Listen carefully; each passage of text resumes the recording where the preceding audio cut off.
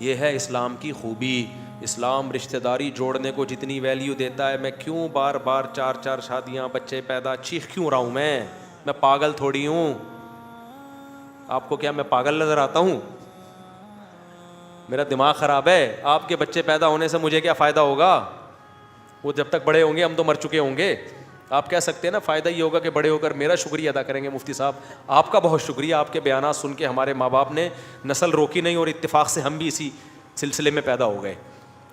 وہ تو جب تک بڑے ہوں گے ان میں سمجھ آئے گی ہم شاید مر چکے ہوں, اور شکریہ ادا کر کے بھی مجھے کیا ملے گا.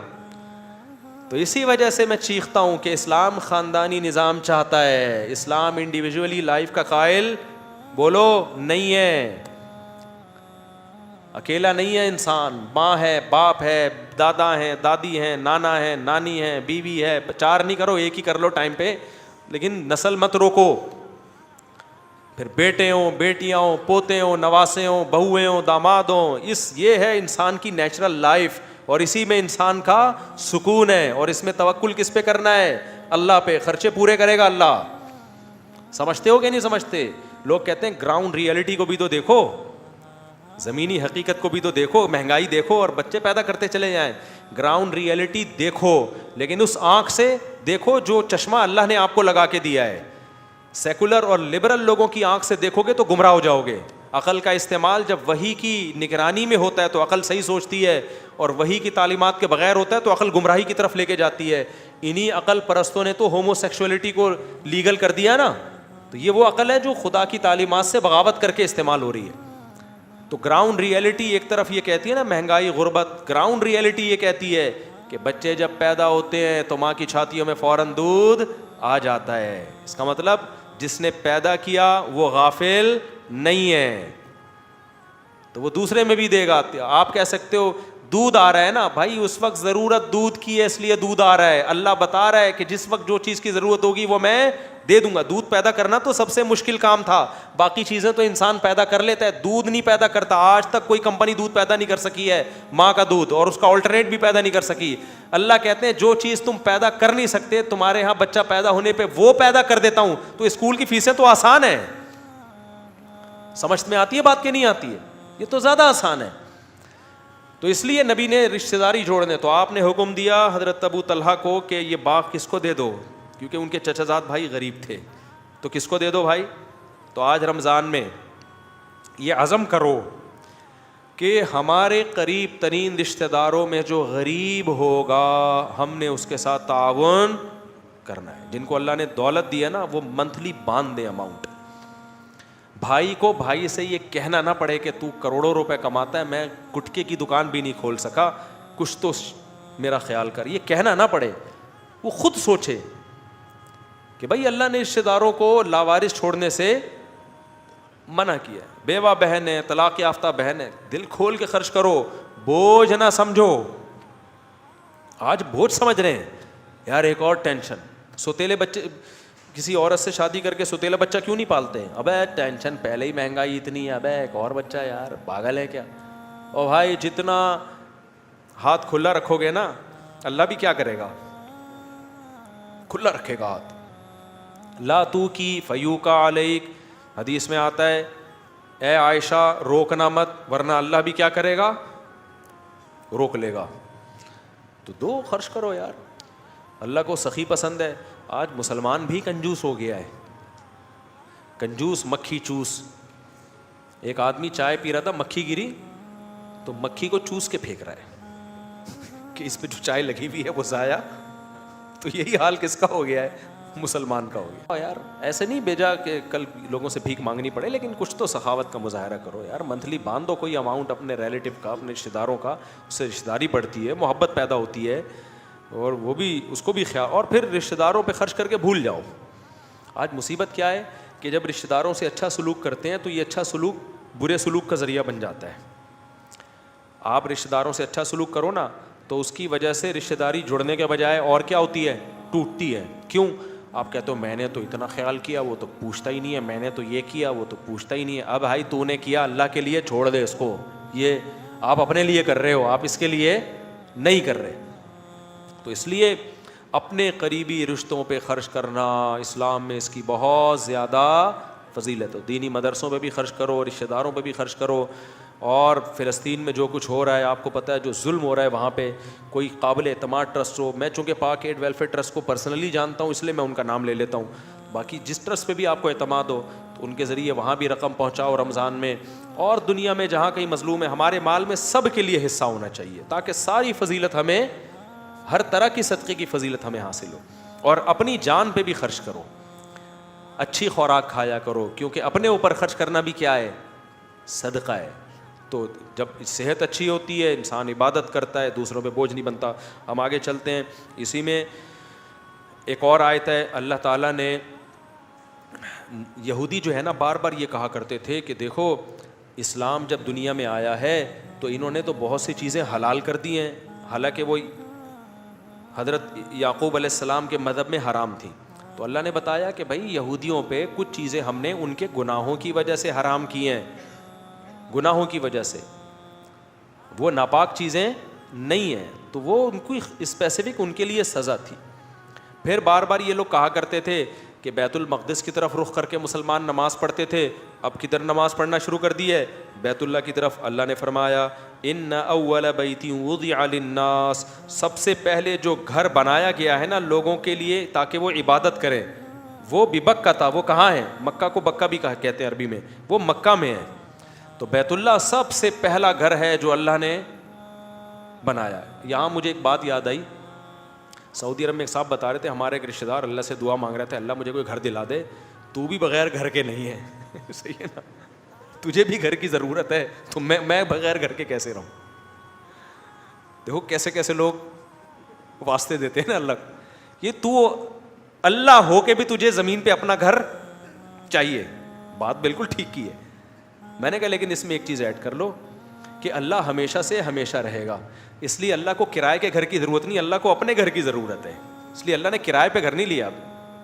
سچی مچی کا قیامت تک میں اور آپ مسافر خانہ ہے, تو اپنا گھر مل جائے تو ٹھیک ہے, نہیں ملے تو کرائے کا گھر. تو گھر واقعی ضرورت ہے, لیکن اپنا گھر ہونا یہ ضرورت نہیں ہے, کیونکہ مسافر خانہ ہے بھائی, ٹرین میں بیٹھے ہوئے ہیں, اگلے اسٹیشن سے اتر جائیں گے, جنازہ اٹھنے والا ہے, زیادہ ٹائم نہیں ہے, 10 20 30 40 50 سال بس, یہ کچھ ٹائم نہیں گزرتا ان میں. آپ کو بھائی 50 سال کو کم ہے, نہیں بہت کم ہے. جب آئیں گے نا 50, اب بولے گا بھائی یہ کیا ہو گیا یار, ابھی کل کی بات تھی اور ابھی 50 کے ہو گئے, ابھی 60 کے ہو گئے. تو ایسے ٹھک ٹھک ٹھک کر کے ٹائم گزر رہا ہے. تو اللہ نے بہت پیسہ دیا ہے, اپنا گھر بنا لو, نہیں دیا تو کرائے کے گھر پہ رہو, لیکن گھر ہونا بہرحال ضروری ہے. بے گھر آدمی کا بڑی زندگی. تو پھر جس کو کرائے کا بھی نہیں مل رہا, اپنا بھی نہیں مل رہا, وہ اللہ میاں کو یہ واسطہ دے سکتا ہے کہ اللہ گھر کے بغیر تو بھی نہیں. تو اللہ کیوں گھر کے بغیر نہیں ہے پتہ ہے آپ کو؟ اس لیے نہیں ہے کہ اللہ چاہتا ہے میرے بندے مجھ سے محبت کریں, جیسے میں بندوں سے محبت کرتا ہوں بندے بھی مجھ سے محبت کریں, اور مجھ سے ملاقات کے لیے آیا کریں, مجھ سے لپٹ کے رویا کریں. تو اب اللہ کے پاس تو ہم عرش پہ نہیں جا سکتے نا, یہ تو ناسا والوں سے رابطہ کرنا پڑے گا. بھائی کوئی ایسی خلائی شٹل بناؤ جو 7ویں آسمان پہ جائے, وہ کہیں گے چلے جاؤ گے, واپسی کی کوئی گارنٹی نہیں ہے. تو اللہ میاں نے کیا کیا بھائی, ہم جیسے اپنے ماں باپ کے گھر جاتے ہیں عید بقرعید پہ ان کی زیارت کے لیے, دادا دادی کے گھر جاتے ہیں, تو ہر ایک کے گھر ہی جاتے ہیں نا جب ملنا ہوتا ہے. کسی بڑے دن کے موقع پہ جب کسی سے ملنا ہوتا ہے تو ہم کہاں جاتے ہیں, روڈ پہ بلاتے ہیں اس کو. آپ آئے جی عید کے دن اپنی اماں سے ملنے جانا ہے, تو آپ نے کہا اماں وہ اعلیٰ دین پارک پہ آ جاؤ.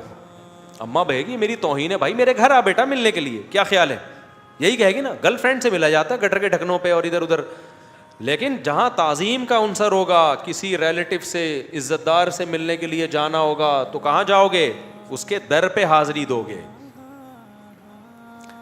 تو اللہ تعالیٰ نے, اللہ بھی یہ چاہتے تھے کہ میرے بندے مجھ سے ملیں, محبت کا اظہار کریں, اور بندے بھی جو جن کے دل میں اللہ کی محبت ہے وہ بھی چاہتے ہیں نا کہ ہم اللہ سے ملیں. تو اللہ نے کہا میں تو عرش پر ہوں, تو تم کہاں آ جاؤ, یہ میرا گھر ہے. تو اللہ میاں نے کوئی لگژری گھر نہیں بنایا کہ اس میں اٹیچ باتھ روم ہوتا, اس میں کچن ہوتا, اس میں ایک واش روم ہوتا, اس میں لگژری سوئمنگ پول ہوتے, اس میں جناب کو بڑے پنکھے ایئر کنڈیشن اور فانوس لٹکے ہوئے ہوتے. نا نا نا, اللہ نے کہا بھائی محبت کا اظہار کرنا ہے نا لپٹ کے, تو ایک 4 دیواری بنا دی. اب تو پھر بھی اس میں سونے وونے کے دروازے لگا دی. ابراہیم علیہ السلام نے تو کچے گارے کی مٹی سے بنایا تھا, اور جگہ بھی ایسی بیابان, کوئی گھاس پھوس بھی نہیں اگتی وہاں پہ, ایسی جگہ پہ اللہ میاں نے اپنا گھر بنا دیا. بیابان جگہ پہ پتہ ہے کیوں بنایا اللہ میاں نے؟ اگر اللہ میاں اس کو سوئٹزرلینڈ جیسی جگہ پہ بنا دیتے نا, تو پھر تو سوئٹزرلینڈ کے چکر میں جا رہے ہوتے سارے, لیبل لگاتے اللہ کے گھر کی زیارت جا رہے ہیں, اصل میں تو پہاڑیاں دیکھنی تھی ہری بھری. اللہ میاں نے کہا ایسی جگہ پہ بناؤں گا کہ جو مجھ سے محبت کرے گا وہ محبت ہی کھینچ کے لائے گی, اس کے علاوہ اس کو وہاں انٹرٹینمنٹ کی کوئی چیز نہیں ملے گی, کوئی آبشاریں چشمے نہیں ہیں وہاں پہ, ایک زمزم ہے بس, وہ بھی دودھ کی نہر نہیں ہے, کوئی شہد کی, پانی پانی ہے وہ بھی. تو اب لوگ وہاں جاتے ہیں, اللہ کہتے ہیں ان اول بیت وضع للناس للذی ببکۃ, وہ گھر ہے جو مکہ میں ہے, سب سے پہلا گھر. وہ کسی عارضے کی وجہ سے بیت المقدس بنا دیا تھا اللہ نے, کیونکہ ابراہیم علیہ السلام, موسیٰ علیہ السلام, ابراہیم علیہ السلام کی اولاد میں جتنے پیغمبر نبی کے علاوہ آئے, اسماعیل علیہ السلام کے علاوہ, وہ سارے بیت المقدس میں آئے ہیں. تو اس لیے اس وجہ سے اللہ نے کیا کر دیا کہ چلو جی وقتی طور پر بیت المقدس ہے, وہیں جو ہے نا رخ کر کے نماز پڑھو گے. لیکن اصل کیا ہے تھا؟ اللہ کہتے ہیں اصل تو یہ تھا, بیت اللہ تھا. تو اس لیے اب اللہ سے جن کو محبت ہے وہ جاتے ہیں وہاں. ایک عجیب منظر ہوتا ہے لوگوں کا, تو کیسے یہ جو ملتزم ہے یہاں لپٹتے ہیں, کیسی روح کو تسکین ملتی ہے کہ نہیں ملتی. تو یہ اللہ کا ہم پر بہت بڑا احسان ہے کہ اللہ نے کہا میرا گھر ہے, چلو جی اب اس کے گرد چکر لگاؤ, گھومو. اور ایک انتہائی افسوس کے ساتھ اب لوگوں میں عبادت میں روحانیت ختم ہو رہی ہے, انٹرٹینمنٹ کا عنصر زیادہ آ رہا ہے, روحانیت کا عنصر ختم. یہ دو بہت بڑی عبادتیں ہیں عمرے میں, طواف اور سعی. اس میں باتیں کرنا, سیلفیوں کی طرف توجہ دینا. دیکھو جب آپ اپنے دل سے کسی کام کی عظمت کو ختم کر دو نا اور انٹرٹینمنٹ بنا لو اس کو, اس کا سب سے پہلا وبال پتہ ہے کیا آتا ہے؟ پھر دوبارہ کبھی بھی آپ وہ عبادت کرو گے اس میں آپ کو روحانی لذت محسوس نہیں ہوگی. مثال کے طور پر آپ نماز پڑھ رہے ہو, اس میں ہنسی مذاق شروع کر دو نماز میں, اور کبھی کھجا رہے ہو, کبھی ہنس رہے ہو, کبھی کیا کر رہے ہو, تو نماز تو ٹوٹتی ہے. لیکن اگر اس طرح چند دن دفعہ پڑھو گے نا تو پھر نماز کی لذت ہمیشہ کے لیے ختم ہو جائے گی, آپ کے دل سے نماز کی عظمت نکل جائے گی. اور آسان مثال دیتا ہوں, مسجد میں ہم آتے ہیں, ایک الگ سے احترام ہوتا ہے نا مسجد کا, ذہن میں کیا خیال ہے کہ بھائی گالی نہیں دینی, شور شرابہ نہیں کرنا, تمیز سے بیٹھنا ہے, ہوتا ہے نا احترام. لیکن اگر کچھ دنوں کے لیے اللہ نہ کرے مسجد کو ہوٹل کا ماحول بنا دیا جائے, آپ آ رہے ہو, چائے پی رہے ہو, میز کرسیوں پہ پان گٹکے چل رہے ہیں, تو مسجد کا تقدس ہمیشہ کے لیے آپ کے دل میں ختم. پھر آپ کو مسجد میں وہ روحانیت محسوس ہی نہیں ہوگی. تو خوب سمجھ لیں, جب آپ طواف کرتے ہیں, سعی کرتے ہیں, اگر آپ نے وہاں سیلفیوں میں, نمائش میں لگا دیا اپنے آپ کو, ہنسی مذاق میں لگا دیا, باتوں میں لگا دی, کچھ لوگ طواف کرنے گپے لگا رہے ہیں, سعی کے دوران گپ شپ لگا رہے ہیں, ہنس رہے ہیں, اور بھائی کیا حال ہے, اور بھائی تھوڑا اسپیڈ پکڑ لیں, تھوڑا سا تیز چلے, ابے تھوڑا آہستہ ہو جا, یہ ابے تو چل رہا ہوتا ہے بعض لوگوں میں. تو بھائی یہ تو شاعر اللہ ہے, آپ کس جگہ پہ ہو؟ اللہ کا گھر ہے. ساری زندگی جس کی طرف رخ کر کے نماز ادا کی, آج اللہ نے وہ آپ کے سامنے رکھ دیا. اتنی بڑی جگہ, یوں سمجھو اللہ ہے وہاں پہ. وہ تو اللہ کو اس دنیا میں اپنی یعنی دنیا کی آنکھوں سے دیکھنا ممکن نہیں ہے, تو اللہ نے کیا کر دیا, میرا گھر ہے. تو کتنی بڑی جگہ ہے. اور پھر صفا اور مروہ کی سعی من شعائر اللہ. یہاں حضرت ابراہیم کی زوجہ نے ایک بہت بڑی قربانی دی تھی, اپنے بچے کو لے کے تڑپایا تھا انہوں نے اللہ کے لیے. بھوک, ابراہیم علیہ السلام اپنی زوجہ کو ایسی جگہ پہ چھوڑ کر آ گئے, کوئی گھاس کا تنکا بھی نہیں ہے. کتنی بڑی قربانی ہے. انہوں نے کہا اللہ کی خاطر صبر کروں گی بس. صحیح بخاری کی حدیث ہے کہ حضرت ہاجرہ نے ابراہیم علیہ السلام سے پوچھا, آپ ہمیں یہاں کیوں چھوڑ کے جا رہے ہو؟ وہ جواب ہی نہیں دیتے تھے, بار بار پوچھتی تھی. آخر میں ایک سوال پوچھا کہ اللہ کے حکم پہ کر رہے ہیں, یہ کہاں سے اونٹ پہ چل کے آئے ہوں گے ریگستانوں کو کراس کر کے. آپ دیکھ لو ذرا بیت المقدس سے سفر ذرا دیکھو آپ, شام سے سفر, شام سے ہوتے ہوئے آئے یہاں پر مکہ, ریگستان ہے لمبے لمبے. زوجہ بار بار پوچھ رہی ہے کہاں لے جا رہے ہو بھائی, اور چھوڑ کے آ رہے ہو ہمیں. جب کئی بار پوچھا, پھر پوچھا بتائیں اللہ کے حکم پہ کر رہے ہیں, اور فرمایا ہاں. تو حضرت حاجر نے فرمایا اذا لا یضیعنا, پھر اللہ ہمیں ضائع بولو نہیں کرے. کیسا توکل پیدا ہوتا ہے یار, اللہ کے لیے جب قربانی دی جا رہی ہے تو پھر اللہ ضائع نہیں کرتا, اور قربانی ہی اللہ چاہتے ہیں بھائی. کتنی بڑی یادگار ہے. پھر وہاں حضرت ہاجرہ کا اللہ کو دوڑنا کتنا پسند آیا, کیونکہ قربانی دی ہے نا, اللہ قربانی مانگتا ہے. آج ہمارے زندگی میں قربانی بولو نہیں ہے, کوئی اللہ کے لیے نہ پسینہ بہاتے ہیں, خون تو بہت دور کی بات ہے, فجر کی نماز نہیں پڑھی جاتی آج نیند قربان کر کے. تو قربانی دی, اس قربانی کی اللہ نے کیسی قدر کی ہے, کیسے دیوانوں کی طرح بھاگ رہی تھی نا. کیا حال ہوا ہوگا, عورت اپنے بچے کو بھوکا پیاسا برداشت کر سکتی ہے؟ بچہ ایڑیاں رگڑ رہا ہے, رو بھی رہی ہیں, پریشان بھی ہیں, اللہ سے شکایت نہیں ہو رہی کہ اللہ یہ تو نے کیا کر دیا ہمارے ساتھ. آج تھوڑا سا دین پہ چلتے ہیں, ذرا سی قربانی آئے تو اسلام کو, مولویوں کو, شریعت کو برا بلا کہنا شروع. ابے ان مولویوں نے یہ کر دیا, ابے وہ علماء نے یہ کر دیا, ابے اللہ نے میرے ساتھ یہ کر دیا. بچہ قحط سے مر رہا ہے, بھوک پیاس سے, دوڑ رہی ہیں, جو ان کے بس میں ہے وہ کر رہی ہیں. زبان سے کوئی اللہ کے خلاف شکایت بولو نہیں.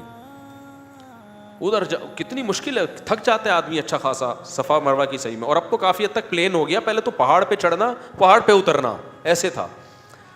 کتنا بڑا واقعہ ہوا ہے, اور اس کو کیا بنایا جا رہا ہے, انٹرٹینمنٹ. سیلفی نہ کہیں فوت ہو جائے اپنے گھر والوں, بھائی بعد میں بنا لینا سیلفی, ہم منع نہیں کر رہے, ایک یادگار رکھ لینا اپنے پاس. ابھی تو فوکس کرو کس کو, عبادت کو فوکس کرو. وہ دل میں استحضار رکھو کہ اللہ کی ایک نیک بندی یہاں دوڑی تھی. جب وہاں دوڑو نا, دیکھو اسلام کی ساری عبادتوں میں وقار ہے. حدیث میں آتا ہے جماعت نکل بھی رہی ہو نا, دوڑ کے مت آؤ مسجد میں, کیونکہ یہ وقار کے خلاف. دوڑنا ہے تو جاگنگ کرو, جا کے پارک بنے ہوئے ہیں, گلی محلے دوڑنے کی جگہ نہیں ہے. وقار ہے. وہاں کیا ہے, اس وقار کو ایک طرف رکھ دو. کتنے بڑے بڑے بزرگ, پیغمبر, سب وہاں کیا ہوئے ہیں, ایک حد تک چلتا ہے, فوراً اللہ کی طرف سے آرڈر ہوتا ہے اب چلنا نہیں ہے, اب کیا کرنا ہے, یہاں سے دوڑنا ہے.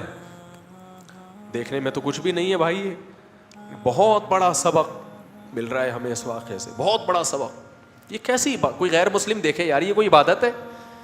نماز عبادت سمجھ میں آتی ہے, رکوع کر رہے ہو, سجدہ کر رہے ہو, قرآن پڑھ رہے ہو, سمجھ میں آتا ہے نا, روزہ رکھ رہے ہو, یہ کیا عبادت ہے دوڑ رہے ہو؟ اللہ نے کہا نہیں, میں نے عبادت کو کیا کر دیا ہے, اس کا فلسفہ ہی چینج کر دیا. عبادت جو میں کہوں گا وہ کرنا پڑے گا. تو وہاں کیا کرنا ہے, آپ نے دوڑنا ہے وہاں پہ.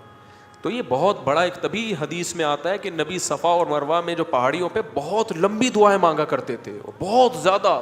ہمارے جتنے اکابر حج کرنے جاتے تھے, عمرہ کرنے, ہمارے شیخ مفتی رشید احمد صاحب بھی, اور جو میرے شیخ ہیں بھی, وہ بھی, ہم نے سب کو دیکھا ہے کہ صفا مروہ پہ لمبی لمبی دعائیں, کیونکہ یہ دعا کی قبولیت کا موقع ہے. واقعہ ہوا تھا یہاں پہ, اس کا واسطہ اللہ کو دیا جا سکتا ہے. لیکن ایک وہ بھی ایک انٹرٹینمنٹ سے بن گئی ہے. عمرے میں بھی مجھے تو, میں چونکہ اب عام دنوں میں تو میں جب عمرے پہ جاتا ہوں تو منہ چھپا کے جاتا ہوں, لیکن احرام میں تو منہ نہیں چھپایا جا سکتا نا.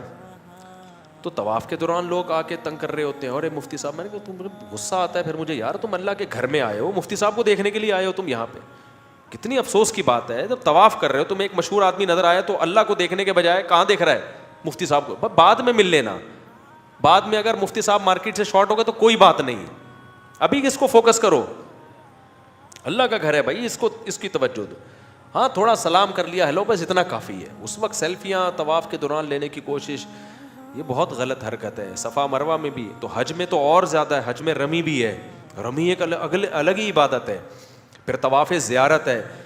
طواف زیارت کا کیا مطلب ہے, بقرعید کے دن طواف, یہ عام طوافوں جیسا طواف نہیں ہے, کیونکہ بقرعید میں جو طواف ہوتا ہے نا, وہ ہے اصل وہ طواف جو بیت اللہ کی وجہ سے ہم پہ واجب ہوتا ہے.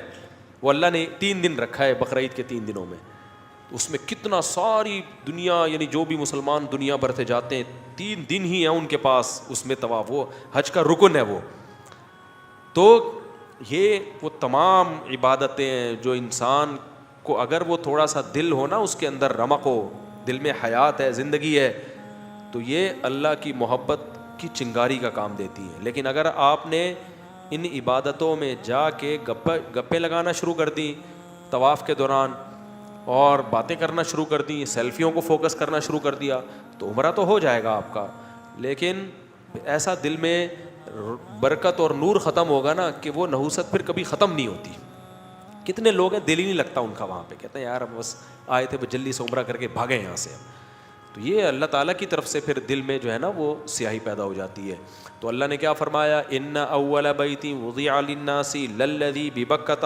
یہ مکہ میں جب پہلے لوگ جایا کرتے تھے نا, اب تو آسان ہو گیا نا, ہر غریب سے غریب بھی جا رہا ہے. پہلے زمانے میں جب حج عمرے کے لیے لوگ جاتے تھے چیخیں نکل جاتی تھی لوگوں کی, بے ہوش ہو جاتے تھے, کئی مہینوں کا سمندری جہازوں کا اونٹوں کا سفر کر کے پہنچتے تھے اللہ کے گھر کو دیکھنے کے لیے.